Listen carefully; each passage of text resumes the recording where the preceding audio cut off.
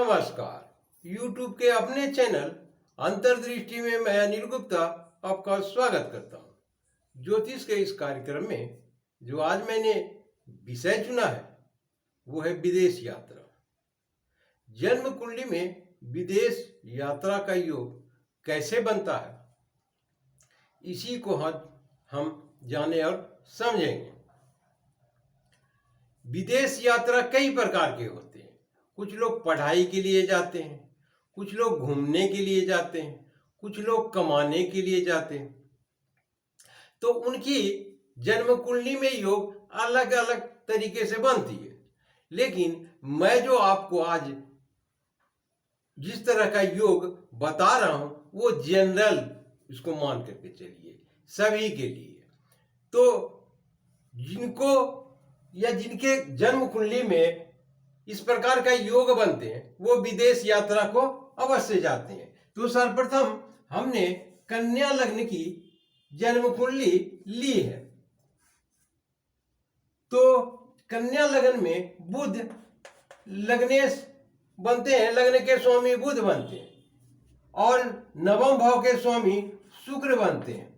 यदि शुक्र लगन भाव में और लगन भाव के स्वामी नवम भाव में हो तो विदेश यात्रा का योग बनता है। यदि नवम भाव में लग्नेश और नवम भाव के स्वामी शुक्र दोनों एक साथ हो तो भी विदेश यात्रा का योग बनता है। दूसरा, यदि 12वें भाव का स्वामी नवम भाव में अर्थात सूर्य नवम भाव में हो और नवम भाव के स्वामी शुक्र 12वें भाव में हो तो भी विदेश यात्रा का योग बनता। यदि दोनों एक साथ 12वें भाव में हो अर्थात सूर्य और शुक्र तो भी विदेश यात्रा का योग बनता है।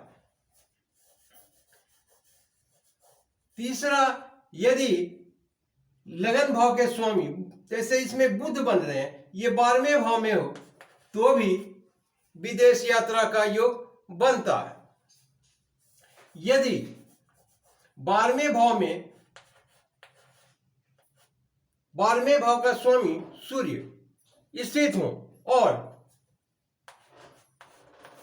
उन पर मंगल चौथी दृष्टि से देख रहे हो, 7वीं दृष्टि से शनि हो या कहीं से भी उन पर पाप ग्रहों की दृष्टि पड़ती हो तो कहते हैं उतनी ही बार वो यात्रा करते हैं। तो ये कुछ नियम।